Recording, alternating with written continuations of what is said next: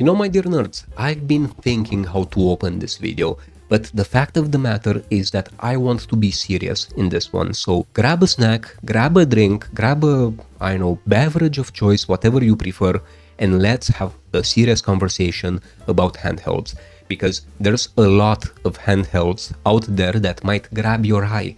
They might make you want to purchase them. They might make you want to spend your hard-earned money. But the fact of the matter is that most handhelds aren't worth buying. Some of them are holy grails, others are just mere distractions, which get sprinkled along the way in our path towards finding the one endgame handheld that can satisfy most of our needs. And I will freaking die on this hill when I say that any endgame handheld needs to be two things. Well, actually three things.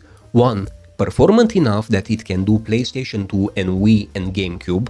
Two, it needs to have a 4:3 aspect ratio, because retro consoles are usually 4:3.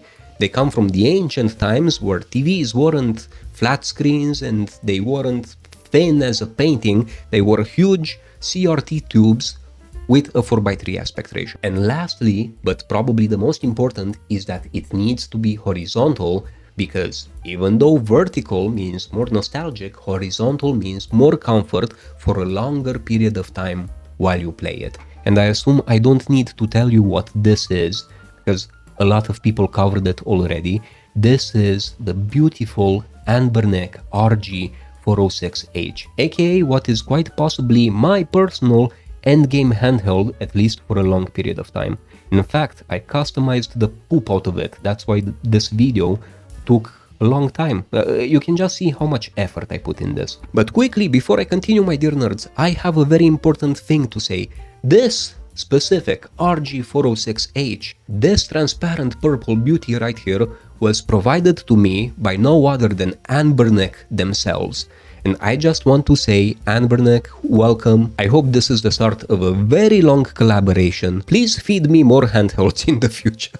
But as always, my dear nerds, you know what I'm about to say. No money exchanged hands in this video. Nobody has any say in this video. All words here are my own. If this handheld would suck, I would be the first one to tell you. But it just so happens that this is officially one of my favorites, and I have so many reasons to back this up. So grab a snack or drink, a carb of your choice, a beverage that you might enjoy, and let's talk about this beauty right here. But before we actually start, let's do a very quick unboxing. It will be the world's fastest unboxing, my nerds, so don't you dare click away. Basically, we have this bag as always, which is pretty nice.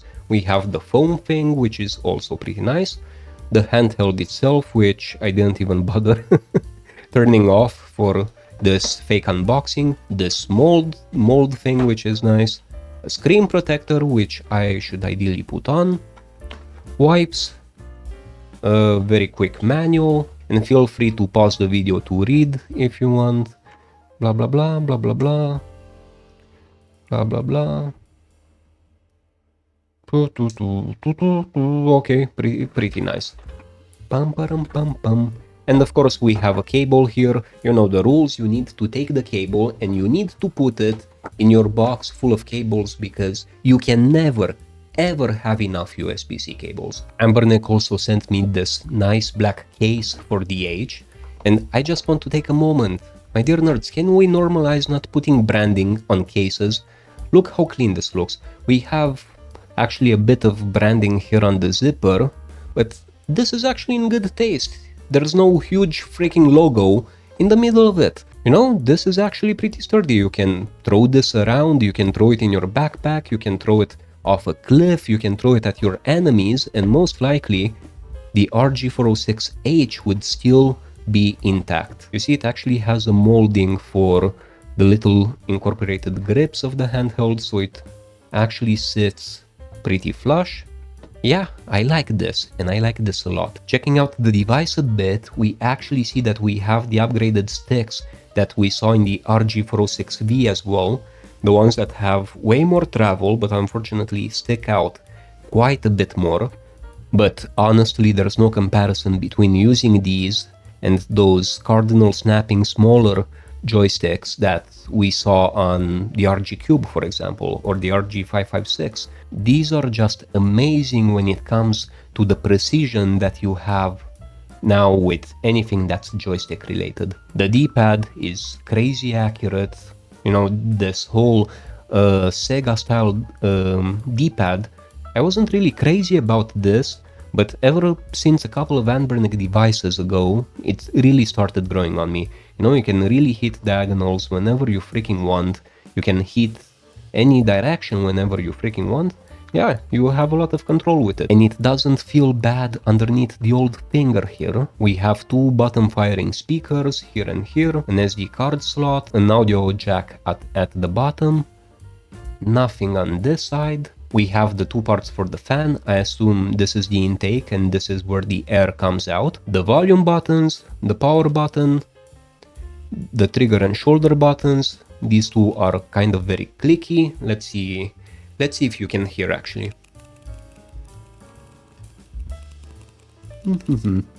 And of course the analog triggers. And this is where this shines over the RG406V. The RG406V didn't have analog triggers, it had normal hairline triggers. And let's just have a final close-up look at this transparent purple. When I first saw this colorway in other people's videos, I was like, this is the epiphany of handheld sexiness right here. Until you flip it around, here you can see the screen connector. This might or might not bother you depending on how OCD you are. And on the back we see the whole cooling solution that they have here with a huge aluminum plate for heat dissipation. Some pretty nice texture here for when you grab it. And these grips, they actually do a pretty good job. You see, just like on the Retroid Pocket Mini, when you grip it, your fingers tend to naturally rest between them and you actually have a very good hold on the device. This doesn't freaking tire you. This is very important to mention because this is one of the main points about this handheld. You don't get tired using it. Unlike many other handhelds, I found myself testing it for like 3 hours and a half and I could have gone for more, but you know, being an adult, stuff comes up. I closed the light a bit so that you can also see the RGB around the triggers. I love the chasing light effect where you have a total ninja style kind of RGB. I put it to white and this is the only type of RGB that I like. You know, plain white and it follows the movement of the joystick. And fun fact that you should know about YouTubers, you can tell how much they are invested in a handheld, how much they actually like it, depending on how much time and energy and sweat they invest into customizing it and setting it up. I did a full emulation station setup here. For those who asked, because a lot of people asked about the theme that I'm using Elementario, and it took quite a bit of time to get this set up and running. And just look at how beautiful it looks on the screen. I mean, what more would you want from a handheld? Actually, I know what can be improved, and I'm gonna get to this in the second part of the video, so my dear nerd, just stick around a bit. Look at how beautiful this thing looks. Of course, I'm testing out Legacy of Kain Defiance because it's one of my favorite games ever. And how the heck did I miss those stairs? Huh. Been playing this game my entire life, I know all levels by heart, and somehow I still missed those freaking stairs. Ah! Okay, do over. Okay, heck yeah. Climb on the thing. It works perfectly. 60 FPS, I'm at 2x over here, and all that I can tell you is that on PS2, the gameplay is mostly freaking amazing. Well, as amazing as you can get with a T8020 SoC, which we see in most of these Anbernic handhelds. It's just a pleasure to play this on a horizontal form factor. And you don't have to put any widescreen hacks for PlayStation 2. You don't have to try to hack the game in the settings, and there's no instances of you having badly placed UI elements like the HUD or anything like that.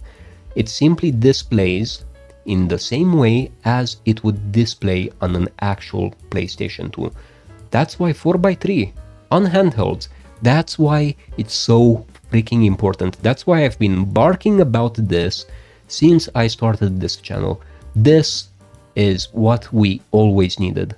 A 4x3 with quite a bit of performance stuffed inside it. The only game that had some problems running was Need for Speed Underground. This one I had to take down to 1.5x, but with this size screen, even 1.5x looks freaking gorgeous. And again, always play with the Mazda Miata if you play Underground. Any other car is the wrong choice, okay? You must remember this.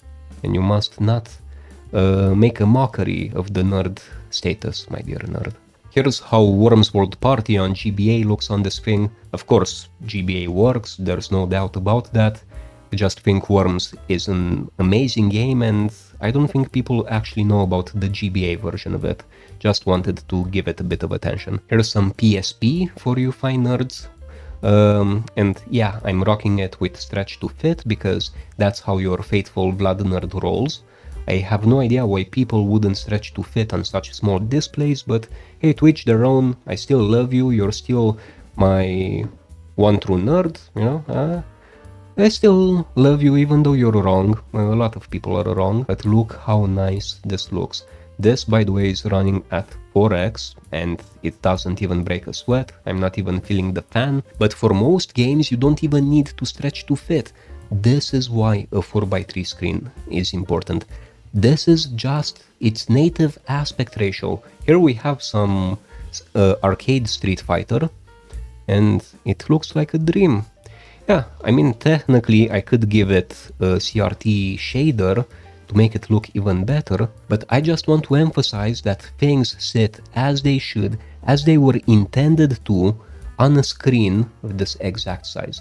Those freaking watermelons, that's how the people creating this game wanted those watermelons to look.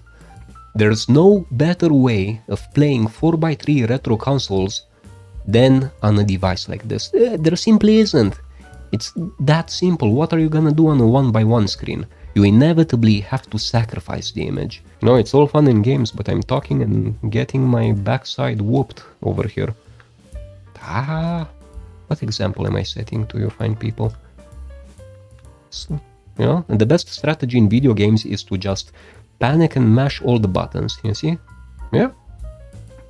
Heck yeah. Just like I showed in the Retroid Pocket mini video, Android games are kind of a hit and a miss. For example, Asphalt Extreme scales beautifully to 4x3, and it really looks like a next generation racing game. Just look at it a bit. Imagine you didn't know what this game was, even though I just told you what this game was. Look at the graphics here. It looks like something that you would see on, at the very least, PlayStation 3. It's just amazing to me that we have this kind of high quality gaming now in something like this. How amazing this is. Get out of my way, you freaking... Okay, and that's why I don't have a driving license. Here's a bit of GTA San Andreas, the definitive version, the one that you get if you have a Netflix account, and it looks and plays amazing on this 4x3 screen. But again, you have to remember what I'm showing you right now are ideal scenarios, ideal freaking scenarios when it comes to Android games. You see, this game can be really enjoyable. Something like Little Nightmares, however, I would say not really, because it doesn't scale properly to 4x3. That's why we have this super annoying hardwood floor picture overlay on the top and the bottom. And you just lose a lot of screen real estate when playing an Android game that isn't optimized like this. You know, I hate this part of the level with these freaking things acting like all of my quote-unquote friends from the past. Yeah, these things are nightmare fuel.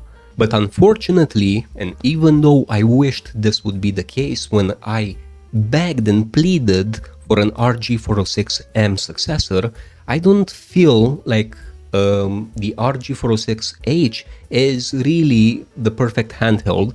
Well, it is close to perfect, but it has, in my opinion, two things where, to be fair, Anbernic could have done better. But these are actually kind of subjective, they might not bother you as much. And the first thing is that I think the sticks stick out too much and it really makes it a pain to have this in the pocket.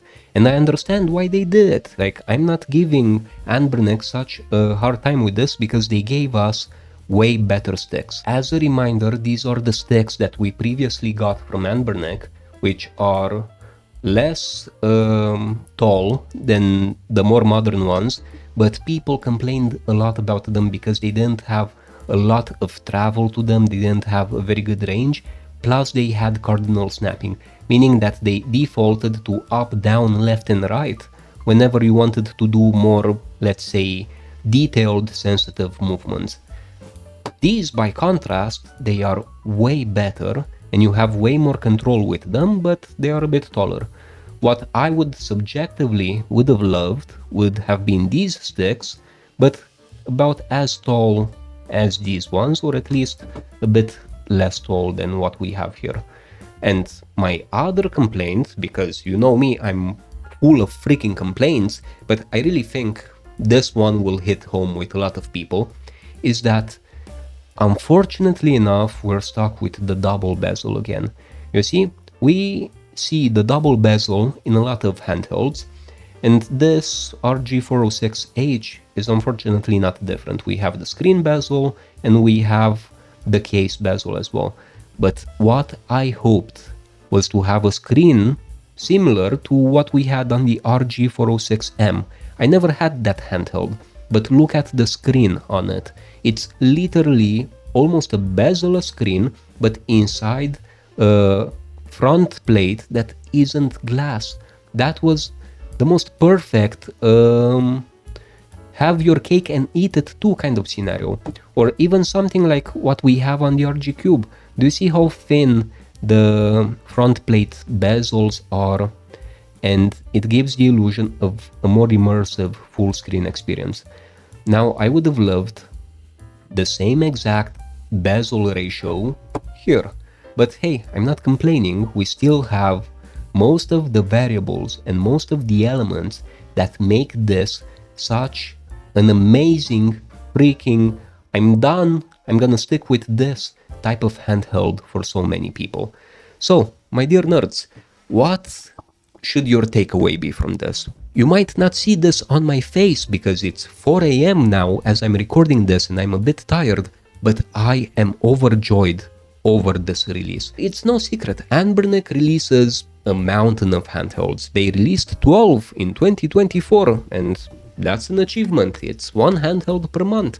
Actually, it's gonna be 12 along with the RG406H, you know, the Game Boy Advance new handheld that's gonna appear soon. And even though they released so many, they managed, in my opinion, there we go, to release a freaking home run. Personally, I'm more excited over this than I was over most handhelds that were released by now. And you have to, I would say, ask yourself, the question whether or not you're a vertical or horizontal person matters more than ever now, because we have the sister or brother of this, which is the RG406V, which is almost identical but in a vertical form factor. Personally, now that I have both, I will choose this any time of the day. It's simply more comfortable. I don't get to do the crab hands while I'm playing, you know? I feel like a king here with, well, I feel like a king with any decently made horizontal 4x3 handheld, even if it's not PS2 capable. But this one is, and this one has the potential for you to stuff your entire childhood core memories in it and just, you know, actually stop for a while, cool down, enjoy it. That's what you should do. You know, people should play more and hunt for handhelds less. And I feel like this is a very good stop stopping point, a very good checkpoint until something newer comes along. This should keep you happy. This should keep you exhilarated. This should solve your problems. This should keep the IRS at bay. You know, it might be true, it might not. Who am I to tell? But my point is, and jokes aside, I was joking, this is one of those handhelds that I have absolutely no problem on this planet recommending to you. So you're gonna have an Anbernic link in my video description. I advise you to get it. It's that simple, but I am gonna make a follow-up video on this in case you need more info, because I also have a black unit and I will go more into comparisons with other handhelds and how to set it up in such a way that you have a similar setup like mine over here with Emulation Station. I mean, seriously, this is why I basically abandoned Beacon Launcher. Look at how beautiful this looks. This theme is mwah. I'm actually gonna give you a bit of inside info. I'm actually talking with the developer of this theme so that we can make it a bit better across multiple devices. I mean, he's making it better. I'm just in the background yapping about it. But yeah, my dear nerd, that's about it from me. Tell me what you think about this. Have you been waiting for a horizontal 4x3 handheld that can do PS2? Because if you're not waiting for it, what exactly are you waiting for? Happiness? Keep on waiting. Subscribe if you haven't, I would greatly appreciate it. Become a channel member or a Patreon if you can, I would also greatly appreciate it. I love coffee. Coffee makes me make new videos. Basically everything that goes into the channel comes back into the channel in the form of new handhelds and videos for you fine people. So yeah, if you can also support me, I would love you forever. But anyway, this is all from me. I love you very much. See you in the next video. Bye. Bye. Bye.